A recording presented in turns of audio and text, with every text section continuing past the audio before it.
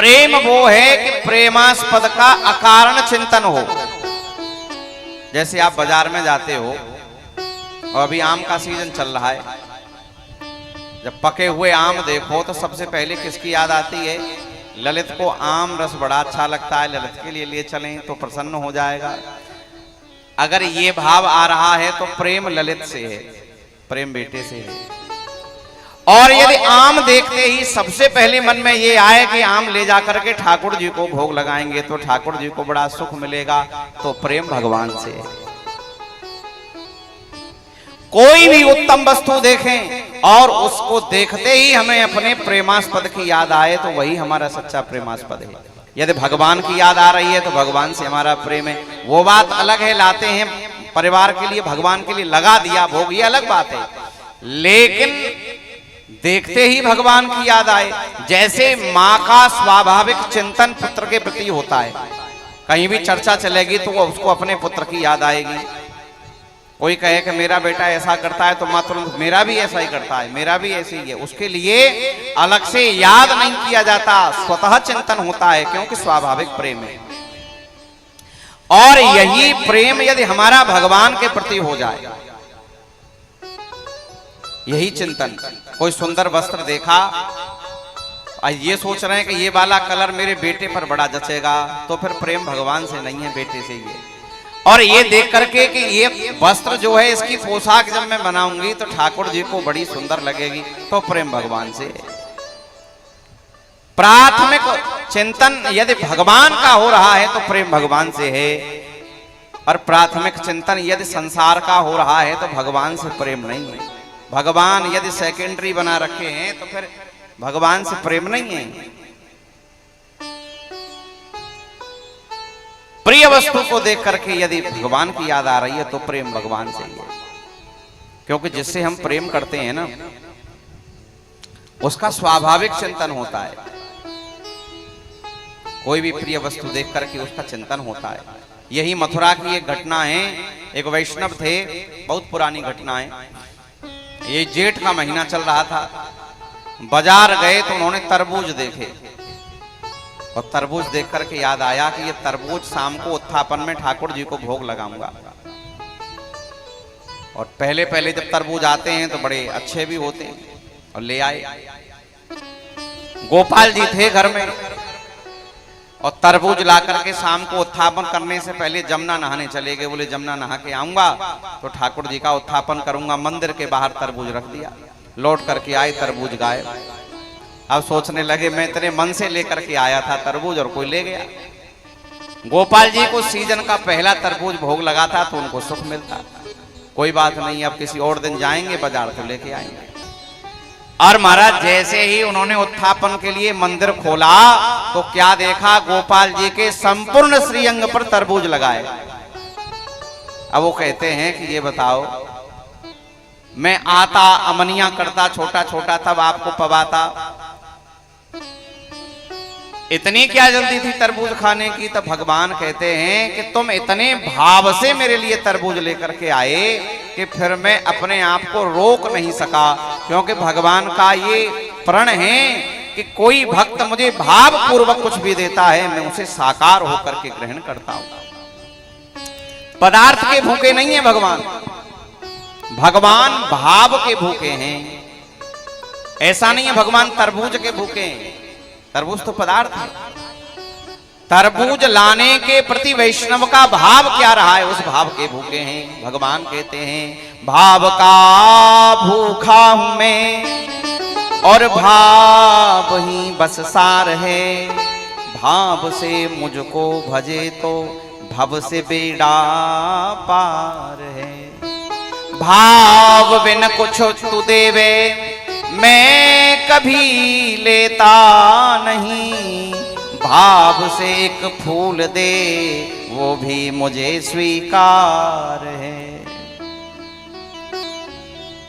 भगवान उस वैष्णव से कहते हैं तुम इतने भाव से लाए तो फिर मुझसे रुका नहीं गया। वो वैष्णव कहता है खाने का सहूर नहीं है, पूरे कपड़े बिगाड़ लिए, मैं आप आकर के प्रेम से पवाता। भगवान कहते हैं तुम्हारे भाव के इतने मैं अपनी त्वरा को रोक नहीं सका, इतनी जल्दी मुझे हुई तुम्हारे तरबूज को खाने की। तो भगवान का स्वाभाविक चिंतन यदि हो रहा है तो भगवान से प्रेम है। लेकिन हम भगवान से प्रेम नहीं करते, हम तो भगवान से मांगने जाते हैं मंदिर में।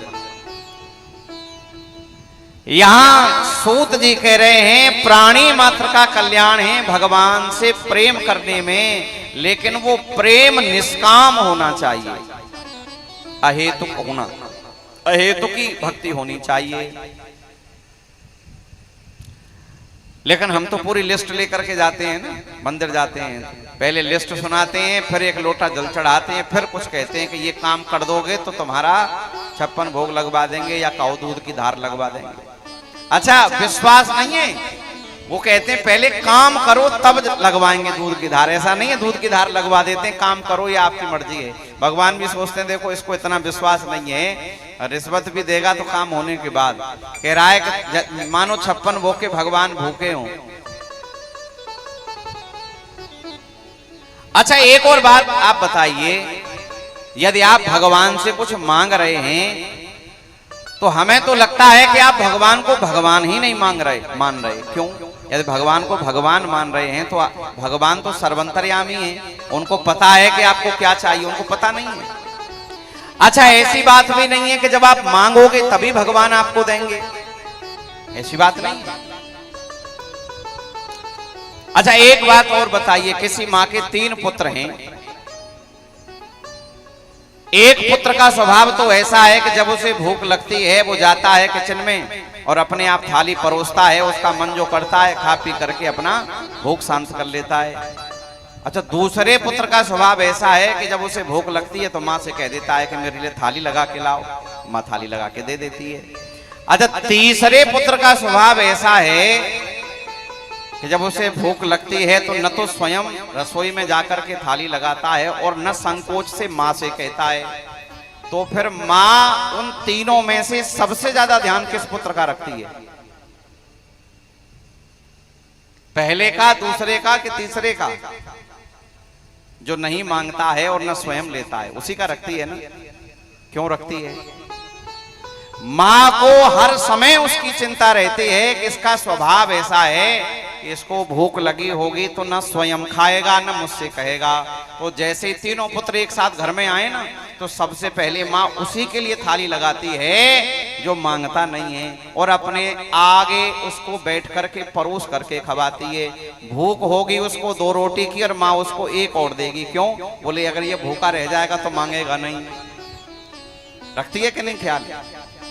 ऐसे ही हमारे भगवान का स्वभाव है,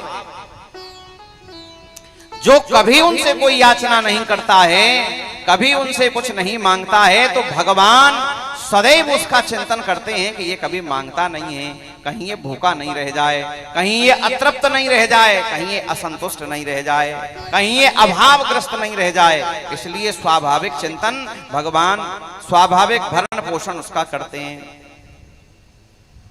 अच्छा, कभी कभी ऐसा भी हो जाता है कि हम कुछ नहीं भी मांगे और आवश्यकता है वो नहीं मिलता, या मांगने से भी नहीं मिलता, भगवान से मांगा नहीं मिला। तो इसका अर्थ ये नहीं है कि भगवान हमारा हित नहीं चाहते हैं। कभी कभी हम कुछ ऐसी याचना करें और भगवान उसे पूरा नहीं करें तो कुछ तो लोगों की श्रद्धा वहीं खत्म हो जाती है। अरे भगवान से एक चीज मांगी वो भी भगवान ने नहीं दी, काय को मंदिर जाएं? ये क्यों नहीं सोचते हैं कि हो सकता है उस वस्तु में हमारा हित नहीं होगा तभी भगवान ने नहीं दी है। अच्छा, किसी बालक को बुखार आ जाए और वो बुखार में अपनी मैया से कहे कि आइसक्रीम खाऊंगा, तो कौन सी मैया दे देगी उसे? नहीं देगी ना। आइसक्रीम तो देगी नहीं, डॉक्टर के पास जाकर के सुई और लगवा के लाएगी। अब वो बालक क्या सोचेगा, मैंने तो मांगी आइसक्रीम और मैया इंजेक्शन लगवा रही है। उस समय जिस समय इंजेक्शन लगता है ना बालक के, तो मैया दोनों हाथ पकड़ लेती है, पैर पकड़ लेती है और डॉक्टर से कहती है अब लगाओ। उस समय उस बालक को ऐसा लगता है इस संसार में सबसे बड़ा दुश्मन कोई है तो ये मैया ही है। मैं तो मांग रहा था आइसक्रीम और ये लगवा रही है इंजेक्शन। लेकिन माँ उस समय उस बालक के हित का चिंतन करती है, क्योंकि इसका हित इस समय आइसक्रीम में नहीं है, इसका हित है इंजेक्शन में।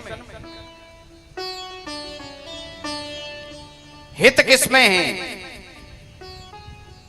ठीक उसी प्रकार हमारे भगवान हमारे हित का चिंतन करते हैं। हो सकता है हमने कुछ मांगा, उन्होंने नहीं दिया, तो भगवान उस समय मानो चिकित्सा कर रहे हैं, ये समय सही नहीं है इसको देने का। जैसे माँ सोचती है आइसक्रीम खिलाने का समय ये सही नहीं है, तो ऐसा मत समझ लेना चाहिए कि हमने कुछ मांगा भगवान ने नहीं दिया तो कि भगवान हमारा भला नहीं चाहते।